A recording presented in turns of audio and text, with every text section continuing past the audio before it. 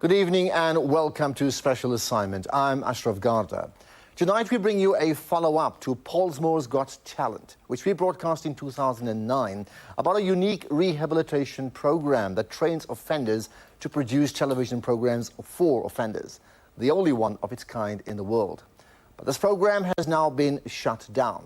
Hazel Friedman went to find out why.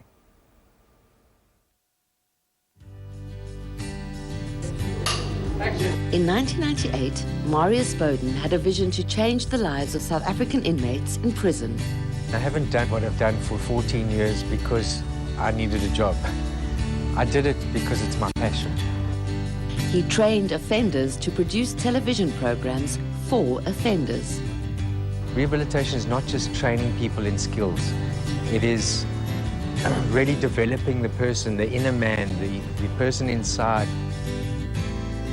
And he brought inmates and wardens together. Prison Broadcasting Network, or PBN, is the only rehabilitation program of its kind in the world.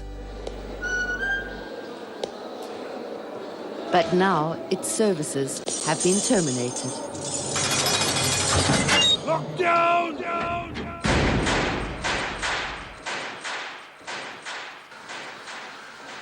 To most South Africans, Pollsmoor is a forbidding place of containment for South Africa's most violent criminals, a prison infested by overcrowding, gangs and violence, a place where wardens and inmates regard each other with mutual distrust. Yet, not only did Pollsmoor open its doors to PBN and its cameras, but to Special Assignment as well. In 2009, the Department of Correctional Services permitted us to document PBN's training methods and programming. We were so impressed with their achievements that even our camera crew got involved. But how did it all begin? About 12 years ago, I got an invitation to go and visit a prison with the church I was going to at the time. And I expected to see all these hardened gangsters, you know, that we're so used to seeing on our TV sets. And I discovered just normal human beings, the hurting individuals and broken people, and I decided then I wanted to help them. A sound engineer and film industry veteran, Marius quit his job and decided to use his expertise for a radical form of rehabilitation, a radio broadcasting station. All we had was a little CD Walkman and 20 CDs, and we packed it in a suitcase, a little briefcase, and we walked into the prison and we said we had to start the radio station. And they laughed at us. The wardens sent us home. But Marius had even bigger plans than a radio station. Besides the training element of what we do, the broadcasts of the programs that we produce are, how can I say, even better than any other type of program, because it's programs for offenders by offenders. We're a seed planting organization. We go out and we try and impact offenders positively. So just the little seeds that we drop in whatever way, through our programs, through our training, that's what makes the difference. Juanela Rossi was a PBN student. Me and my friends wanted this life, this fast life of having things that we cannot afford, you know. And I never saw it wrong, but it was just a temptation. It was a terrible thing for me because I ended up depressed. I thought I disappointed everyone first in my family. I have realized my wrongdoings, and I'm trying by all means to live up as a good person. Juanela has changed drastically. He was negative. There are a lot of things that were happening to him as a person, and there are a lot of things that were happening in prison that were not satisfying to him. But the moment he got involved with PBN, he's a very changed person. He's very positive. PBN aimed to produce programs relevant to the lives of offenders and to improve relations between inmates and correctional officers. It also encouraged the blossoming of individual talent in the form of Jailstar, the prison version of Idols. And it was perhaps this project, with its captive audience, literally, that succeeded in bridging the divide between those incarcerated and their custodians. Welcome to Jailstar 2009. We're coming to you from Pollsmoor Medium B, and from the noise outside we can hear that there's a lot of contestants that are waiting to come and show us what they can do. That was almost like a benchmark sort of program, because it dealt with so many issues across the board in terms of correctional services, bringing offenders and correctional officers together. Jailstar transformed criminals into stars behind bars, crooners, shakers and movers, performing with bite and sometimes without. So if there were a problem, yo, outside we check out the hook while your DJ is performing. Ice, ice, baby. Dum, dum, dum, dum, dum, dum, dum. Ice, ice, baby. If I see you in the next round without your teeth, strictly disqualified.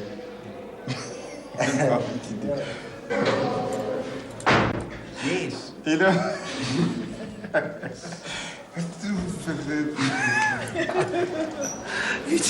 You just see one set at the bottom, nothing. Some had voices to die for, others voices to die from.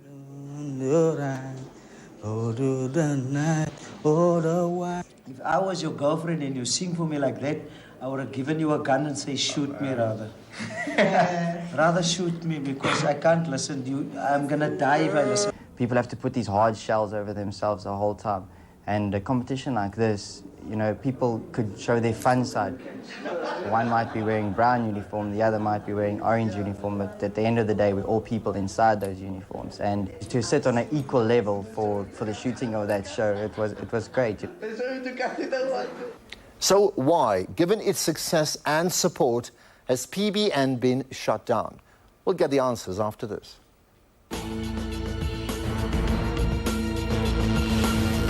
Prison actually runs like a well-oiled machine on negativity, and to do some sort of program that's positive, it's very difficult because of the way that the system has been geared since the apartheid era till now. That Before democracy, our prisons reflected the militaristic, divisive state of apartheid South Africa. But in 1994, the government released the first white paper outlining the vision for transforming prisons to places of rehabilitation. A second white paper followed in 2005.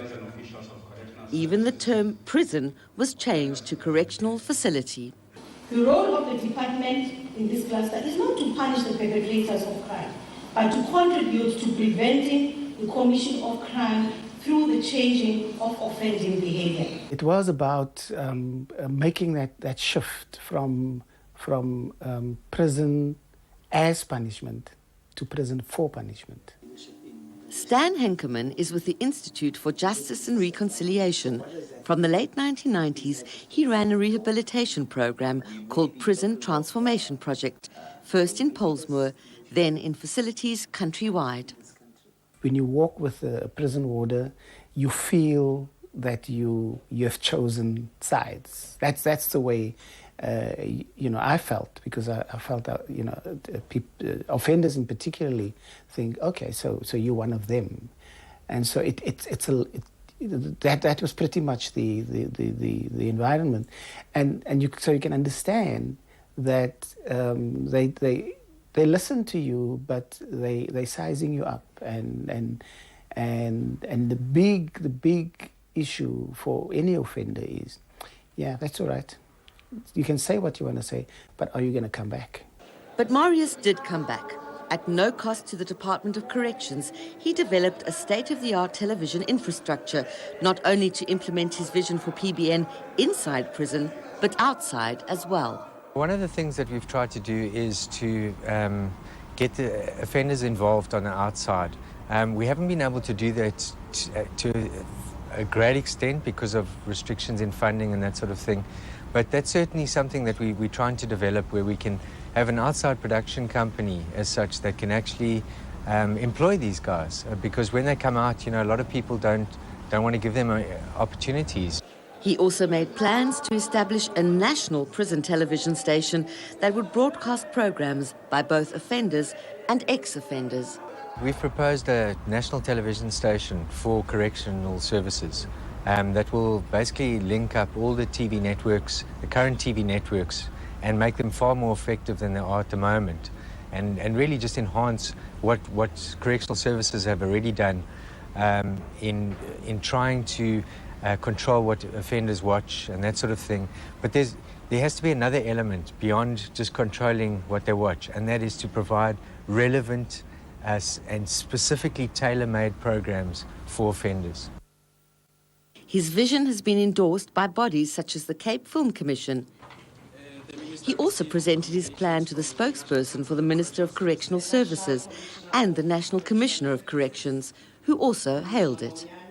It was received very, very well. In fact, we were told that we just needed to have another meeting with the National Executive Committee, and we've been waiting for that meeting. But 6 months after he presented his vision to the department, he received a letter from the Area Commissioner of Pollsmoor terminating his services. The reason that they gave was that Pollsmoor is becoming a waiting trial prison for waiting trial detainees and further charges, and therefore, those guys are not given there's virtually no program for waiting trial offenders. But onto waiting trial prisoners, the very category urgently in need of rehabilitation programs before they are sucked into the prison system's revolving door of recidivism. If a correctional service is serious about this notion of corrections being a societal responsibility, initiative such as PBN would be welcomed with open arms. An opportunity to use offenders to positively influence other offenders. Where can you buy that kind of rehabilitation programs? You can't. The best rehabilitators, the best people to influence other offenders are ex-offenders or offenders themselves. We repeatedly requested answers from Pollsmoor's area, regional and national commissioners. Our requests were ignored. The minister is not mandated to interfere with their decisions, so it seems there is a lockdown on information. Does this mean that the policies of the white paper have somehow got lost in translation? The new white paper has gone a long way to challenge the mindset of correctional officials, but also their commitment on paper that corrections is a societal responsibility. And so there was, at least on paper, a willingness to open up. The environment is a very hostile environment, you see, and the offenders themselves are very hostile. The wardens themselves are hostile. So it does affect you to a point where you can either be, go against the grain, or just give up and say, this is as good as it's going to get, this is where I'm meant to be, I don't care much. The environment practically definitely provides a lot of challenges for rehabilitation, and I do not believe that it is a conducive environment. And a lot of work will have to go into that to make it more conducive. One of the reasons why we made a major shift from working exclusively with offenders was because prison officials showed a big measure of insecurity. Suddenly they have to make this shift. That's the one thing. The other thing is suddenly the offenders are exposed to information, exposed to dialogue that puts them, on a level where they are motivated, and there's a buzz going on. And bear in mind that it's an atmosphere where you don't want too much of a buzz amongst the prison population, because a buzz can only mean a bad thing. If they haven't been influenced to treat us like, you're a bandit, as the term would be, some of them are actually very nice, very helpful, but I can't say that, all of them are nice. The vast majority, I think, of wardens are bad apples that maybe... Senior management, I think, conceptually buy into all these things. But the real bottleneck is at middle management. And those are the people who have to make things happen. The white paper stressed the importance of partnerships between correctional services and civil society. But while there are certainly successful rehabilitation programs in our prisons, there seems an inadequate monitoring of their effectiveness. I think there is a lot of lip service, and while there are a lot of programs put in place, I have to question the quality of those programs. Yes, these policies are wonderful, but there must be really going a lot of work into analysing why hasn't things worked the way we planned it to work. And maybe also listening to people that are outside of government structures. As long as we have insecure leaders heading up our organizations, our government institutions, you will always have a problem with them supporting initiatives that can genuinely make a difference. I think it's time for correctional services to sit up, take a hard look at themselves, and ask, how are we engaging with outside people? Are we just using to fill time? Are we just using them so that we can tick off certain things? Or are we seriously engaging them as partners in this battle that we have to reduce crime? In a moment, life on the outside for PBN's Stars Behind Bars.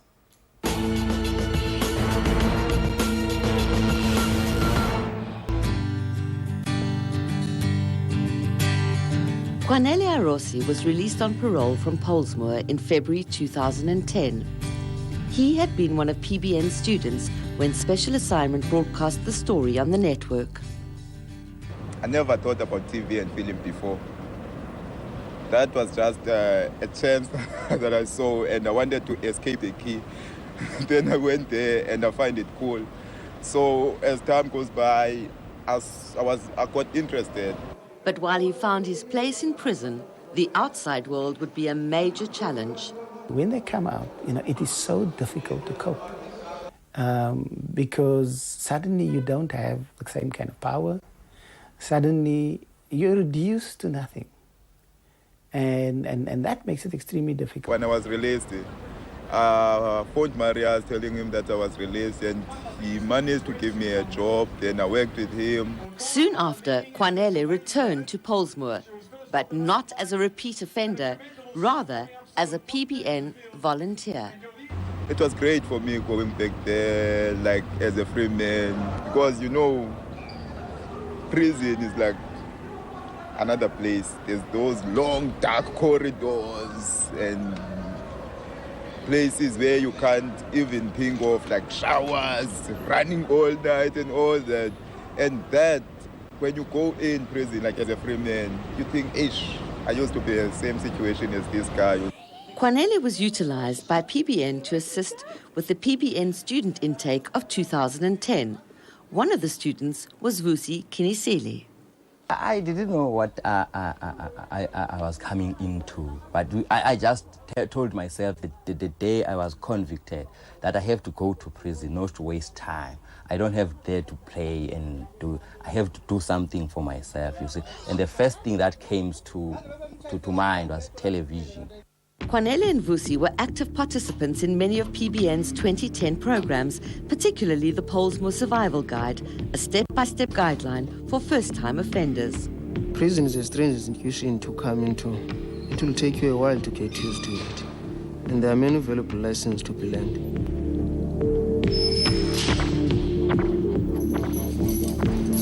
Pollsmoor's correctional officers assisted with this video, further bridging the divide between offenders and members.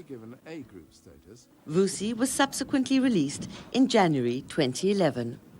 It's very difficult to be a parolee outside. It's difficult, and especially when you want to change, to live a normal life. I used to hang out with gangsters and stuff. I used to I never think of if I take something that can break marriage or something, you see. But what I learned inside has taught me a lot. And when I get outside, it was a challenge, because now I had to learn new things, how to live without doing any wrong. My wish is just to get a job. Doesn't matter what kind of a job, just to work for my family and be a good guy, good person, and to teach young guys not to go the same route, because it's not easy in prison. I know it's difficult being outside, facing parole, the family stress and all that, but still, we are human beings. We can, like, talking about myself, I told myself that no matter what difficulties I'm facing, I have to, like, put my feet down and say, okay, this is the life that I want to live. I want to live a positive life. So no matter what difficulties might come, I will face it. Recently, PBN produced a commercial with some of its ex-offender students. It was shot by Platypus Productions for Ogilvy and Mather Advertising Agency. Part of it was shot in Sea Point. The commercial was about offenders being released. Do they change, or is it possible that they can change while they are outside, when they are outside? So that commercial was more about the response of people, of the society outside. Juanele has also applied his skills to the commercial film industry. My dream is to become a TOP, but I'm a camera assistant, trainee camera assistant. So I'm a freelancer. I work for film industry, and I'm also doing a project called Film. I live my life through the opportunities that I see, and I live my life through my past, because I don't want to repeat what I've done. To rehabilitate someone is taking them from where they're at, meeting them where they're at, and taking them to a better place. A place where they're far more productive in society, where they themselves have reached a place of inner peace, and they can develop from that place. My real passion that I've been driving towards for the past decade has been to impact offenders en masse. And so, doing anything other than that is almost like a step backwards. But inside, separated from the rest of the human race, time is the mirror you must face. Time is the mirror you must face.